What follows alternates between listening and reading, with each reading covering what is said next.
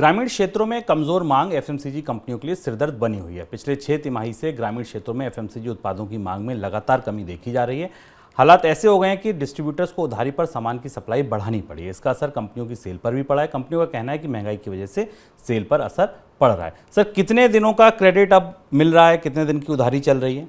कंपनियां आमतौर पे अब 40 से 60 दिनों का क्रेडिट दे रही हैं और ये ग्रामीण क्षेत्र में जो मांग टूटने की खबरें लगातार आ रही हैं, त्यौहार के बीच भी हमने ये लगातार देखा कि भारत के ग्रामीण इलाकों से उतनी अच्छी मांग नहीं आई और इसका बड़ा दबाव एफएमसीजी कंपनियों को, जो कि साबुन, मंजन और उपभोक्ता उत्पाद बनाती हैं, उनको उसका दबाव झेलना पड़ा। तो कुछ जो शहरी इलाके हैं, जो कस्बाई इलाके हैं, वहाँ 15 से 20 दिन के क्रेडिट पर सामान दिया जाता था, यानी डिस्ट्रीब्यूटर नीचे रिटेलर को 15 से 20 दिन की उधारी पर सामान देता था और 15-20 दिन बाद उसका पैसा वापस करके नई सप्लाई लेता था। अब ये 40 दिन बढ़ गया है और ग्रामीण इलाकों में 60 दिन तक जाने की संभावना दिखाई दे रही है, क्योंकि नीचे के स्तर पर वॉल्यूम ग्रोथ बुरी तरह गिरी हुई है।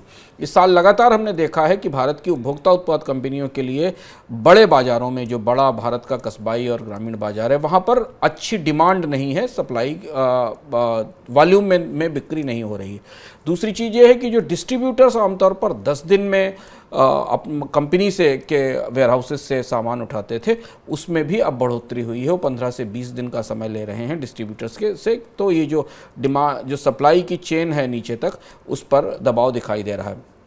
हालांकि थोड़ा मिश्रित रिजल्ट है। बड़ी कंपनियां जिनके पास एफएमसीजी उत्पादों की बास्केट बहुत बड़ी है, जैसे कि हिंदुस्तान लीवर या नेस्ले जैसी कंपनियां, उन पर ज़्यादा असर है।